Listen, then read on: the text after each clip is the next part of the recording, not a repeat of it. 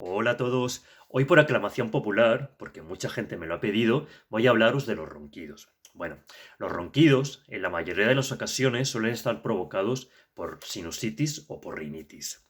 La sinusitis y la rinitis, a su vez, suelen provenir de unos resfríos, de unos catarros en los que falla la energía defensiva o por malas digestiones o alergias alimentarias, en las que suele estar implicada la energía nutritiva.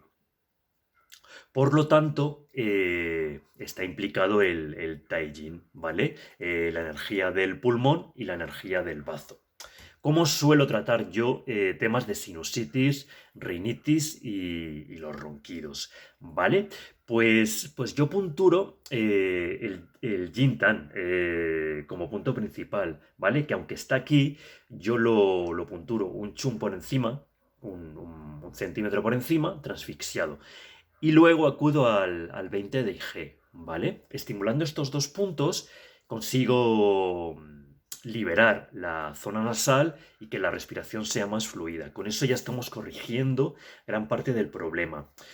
Y luego, pues como decía antes, acudo al Taijin, ¿no? Al 9 de pulmón y al 9 de bazo. El 9 de bazo está justo debajo del cóndilo tibial a nivel medial, ¿vale? Pues con Jintan, 20 de IG, 9 de pulmón y 9 de bazo tenemos un tratamiento espectacular que os va a dar muchas alegrías y sobre todo os va a permitir dormir plácidamente.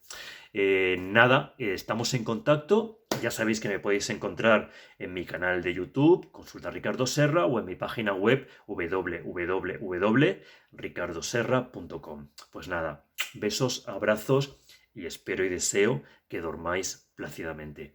Nos vemos.